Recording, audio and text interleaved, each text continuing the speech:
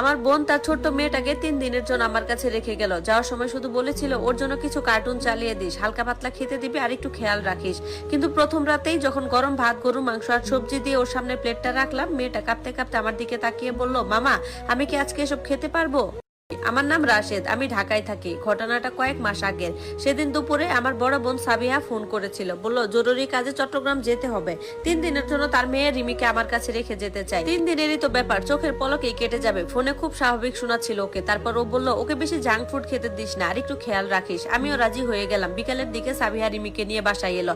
5 বছরের একটা ছোট্ট মেয়ে। সাধারণত এই বয়সের বাচ্চারা মায়ের কাছ থেকে আলাদা হতে গেলে কান্নাকাটি করে, কিন্তু রিমি একদম চুপচাপ ছিল। মায়ের ওনার আঁচল শক্ত করে ধরে দাঁড়িয়ে ছিল শুধু, চোখ দুটো কেমন জানি আতঙ্কে ভরা। সাবিহা ওর কপালে একটা চুমু দিয়ে বলল, ভদ্র হয়ে থাকবি, কেউ যেন তোর জন্য বিরক্ত না হয়। তারপর দ্রুত সেখান থেকে চলে গেল। দরজা বন্ধ হয়ে গেল।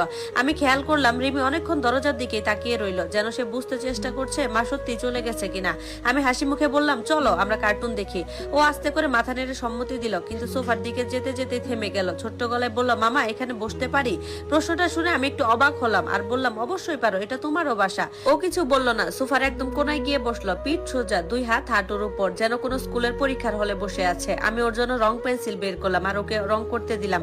কিছুক্ষণ পর ও ফিস করে জিজ্ঞাসা করলো, আমরা কি লাল রংটা ব্যবহার করতে পারি? আমি বললাম হ্যাঁ। তারপর আবার জিজ্ঞাসা করলো, নীলটাও ব্যবহার করতে পারি? আমি বললাম হ্যাঁ অবশ্যই। সে বলল, যদি ভুল হয়ে যায়? আমি কিছুক্ষণ চুপ করে থাকলাম। তারপর বললাম, ভুল হলে আবার নতুন করে আঁকবে?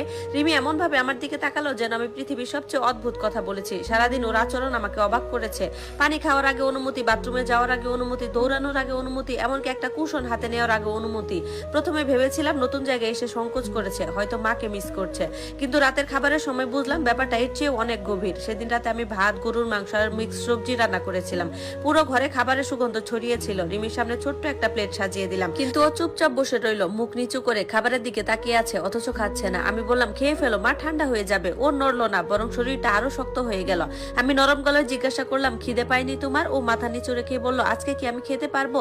আমার বুকের ভেতর কেমন যেন ধক করে উঠলো। মানে? ও ভয়ের তো চোখে তাকালো আর বলল, জানি না, হয়তো আজকে আমার খাওয়ার দিন না। মুহূর্তের জন্য আমি কোনো কথা খুঁজে পেলাম না। তারপর বললাম, রিমি শোনো, তোমার যখন খিদে পাবে তখনই তুমি খেতে পারবে। এই কথাটা শোনার সঙ্গে সঙ্গে মেয়েটা ভেঙে পড়লো, হামাও করে কাঁদতে শুরু করলো। সেটা কোনো বাচ্চার সাধারণ কান্না ছিল না, সেটা ছিল জমে থাকা ভয়, কষ্ট আর অপমানের কান্না। ও 2 হাত দিয়ে মুখ চেপে ধরলো, যেন কান্নাটা লুকিয়ে রাখতে হবে। আমি ধীরে ধীরে ওর পাশে গিয়ে বসলাম আর জিজ্ঞাসা করলাম, কি হয়েছে মা? ও কাঁদতে কাঁদতে বলল, আমি খারাপ মেয়ে।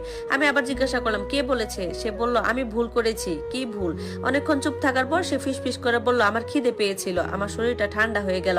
খিদে পাওয়া তো কোনো ভুল নয় মা। ও মাথা নাড়ালো আর বলল, বাবু আঙ্কেল বলে ভালো মেয়েরা কিছু চায় না। বাবু আঙ্কেল নামটা শুনেই আমার বুকের ভেতর অস্বস্তি জমলো। লোকটাকে আমি চিনি, সাবিহার সঙ্গে কয়েক বছর ধরে সম্পর্ক। সবার সামনে খুব ভদ্র, খুব দায়িত্বশীল একটা লোক, কিন্তু সেই মুহূর্তে হঠাৎ করে সবকিছু অন্যরকম লাগতে শুরু করলো। আমি জিজ্ঞাসা করলাম, আচ্ছা মা বলো তো, যদি তুমি কিছু চাও তাহলে কি হয়? রিমির চোখ আবার জলে ভিজে উঠলো আর বলল, তাহলে পানি দিবস হয়। আমার গলা শুকিয়ে গেল। মানে পানি দিবস মানে কি? রিমি বলল, পানি দিবস মানে সারাদিন শুধু পানি খেতে হয়। আমি কিছুক্ষণ কথা বলতে পারলাম না, শুধু তাকিয়ে রইলাম মেয়েটার দিকে। এই বয়সে একটা শিশু এমন কথা কিভাবে বলতে পারে?